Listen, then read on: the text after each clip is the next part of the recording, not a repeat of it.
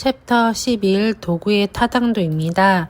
앞에서 말한 것처럼 타당도와 신뢰도는 측정의 가장 핵심적인 부분이며 도구 선택 시 가장 중요합니다. 타당도는 측정하고자 하는 바를 정확히 측정해내는 정도를 의미하며 신뢰도는 개념의 의미가 교류되지 않아도 높아질 수 있지만 타당도는 개념의 의미나 속성을 탐색하여야 합니다. 타당도란 측정 도구가 측정하고자 하는 개념이 지닌 속성을 반영하여 측정하고 있는가를 검토하는 것을 의미하며 목적에 따라 얼마나 충실하게 측정하였는지와 측정 점수가 측정에 사용한 목적에 얼마나 잘 부합되었는지에 따라 결정됩니다. 즉, 측정 도구가 실제로 측정하고자 하는 개념을 측정하고 있는가, 그 개념이 정확히 측정되었는가를 알아보는 것을 의미하며 우리 교재 224페이지에 보면 상관계수에 의한 타당도 지수와 타당도 평가가 있는데 상관계수는 R값으로 의미하며 R값은 0.70 이상을 우리는 타당도가 높다라는 의미를 이용해서 0.70 이상을 원합니다. 타당도의 종류입니다. 타당도는 앞면 타당도가 먼저 있는데요. 이는 표면 타당도라 이야기하기도 하며 측정 도구의 문항이 특정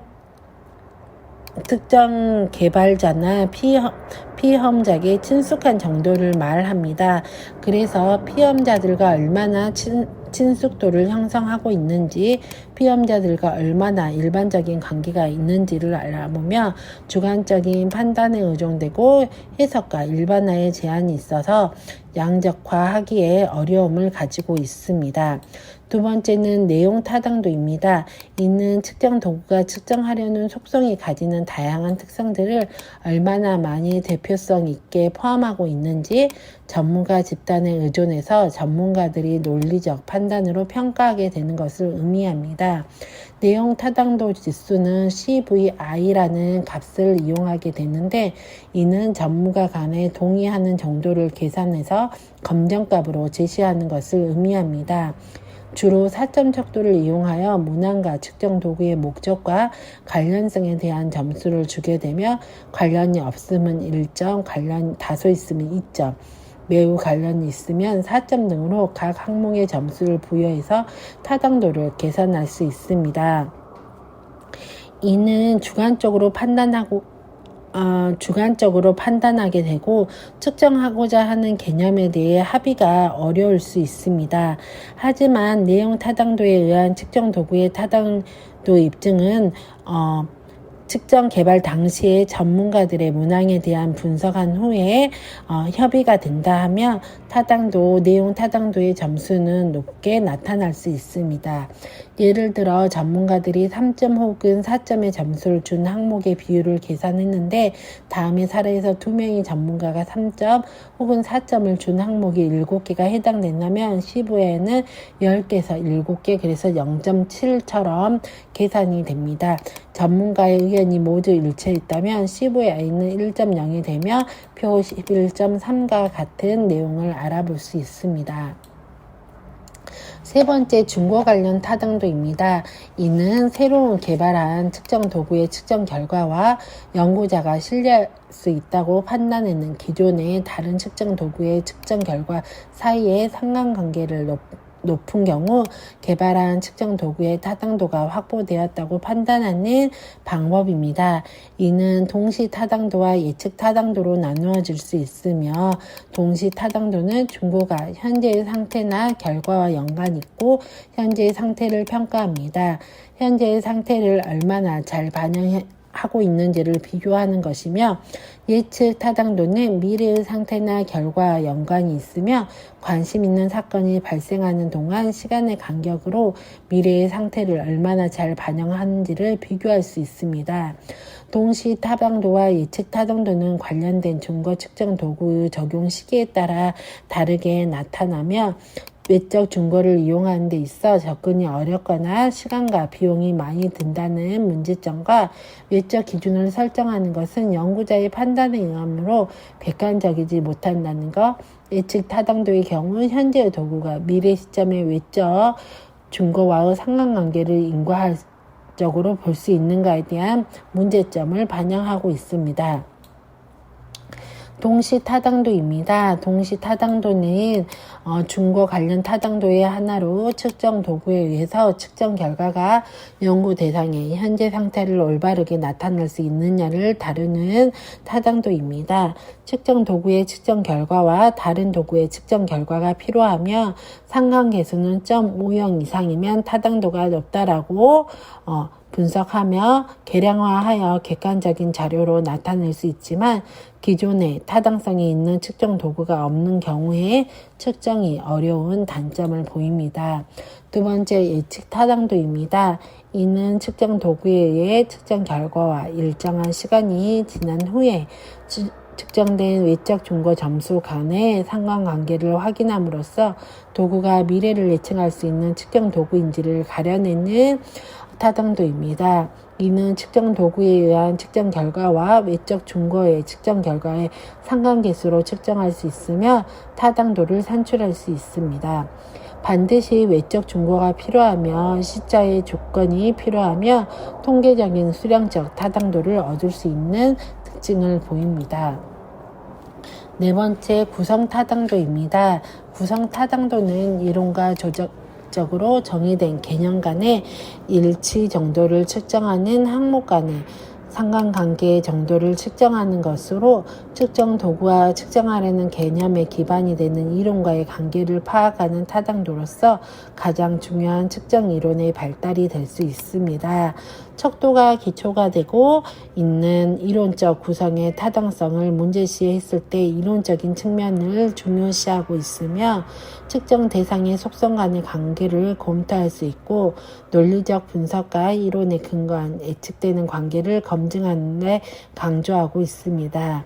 하나의 구성 개념이 다른 구성 개념과의 관련하여 가능한지를 예측할 수 있으며 수렴 타당도와 판별 타당도로 나누어질 수 있는데 수렴 타당도는 같은 속성을 측정하기 위해 서로 다른 측정 방법들이 강하게 상호의 관련성이 있는 것을 의미하며 판별 타당도는 다른 속성을 측정하는 측정 도구의 측정 결과와 개발된 측정 도구의 측정 결과는 서로 상관관계가 없어야 한다는 것을 반영하고 있습니다.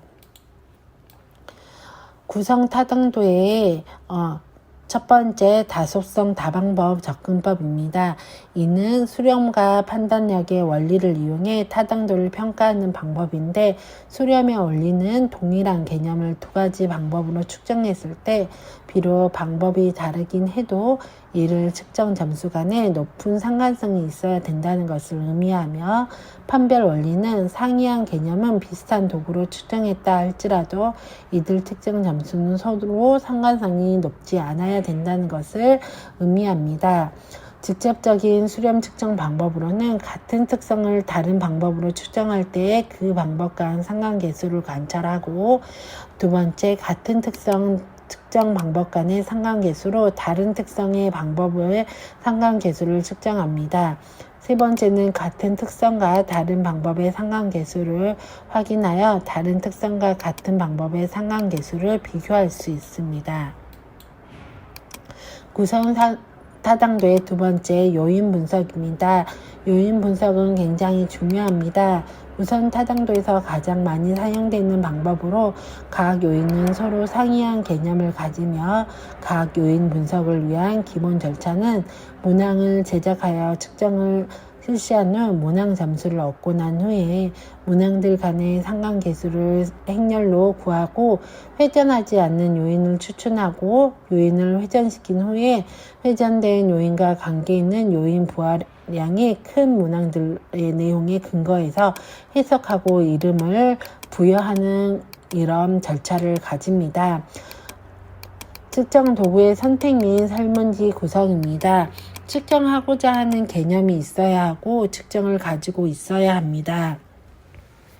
측정하고자 하는 개념에 대해 문헌 고찰을 통해 완전히 규정하여야 하고 측정 도구가 그러한 개념을 가지고 있고 그 개념에 따른 특성을 가지고 있어야 좋은 설문지를 만들 수 있습니다. 측정 도구의 탐색 및 확보를 하여야 됩니다. 기존에 개발된 측정 도구가 있는지 탐색하여 선택하고 기존의 해당 도구에 대한 사용 승인을 받아야 합니다. 측정 도구를 선정할 때는 상호 베타성, 포괄성, 단일 타워성, 포괄성, 타당도와 신뢰도를 확보하고 복수 지표를 하여야 합니다. 이에 관련된 내용은 교재 245페이지를 사용하시면 될 것 같습니다.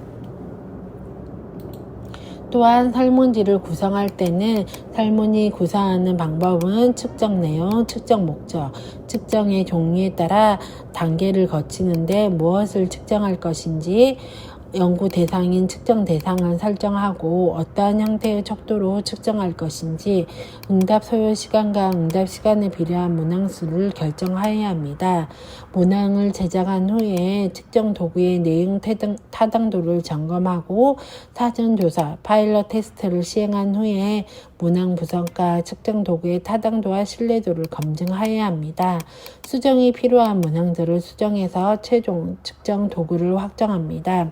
말은 쉽지만 문항을 만드는 것은 생각보다 굉장히 어렵습니다.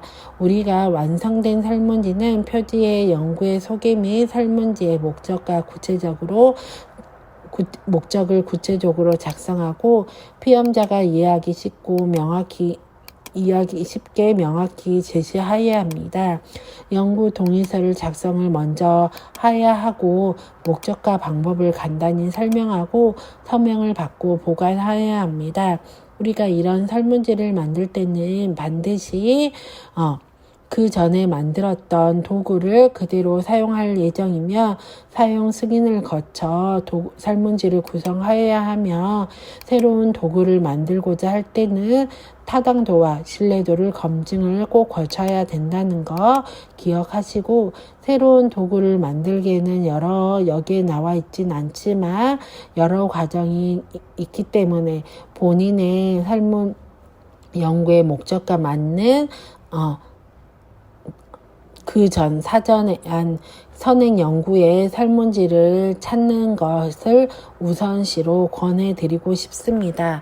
이렇게 내용의 사전 타당도와 신뢰도에 대해 이야기하였는데 가장 중요한 건 내용 타당도와 신뢰도의 차이입니다.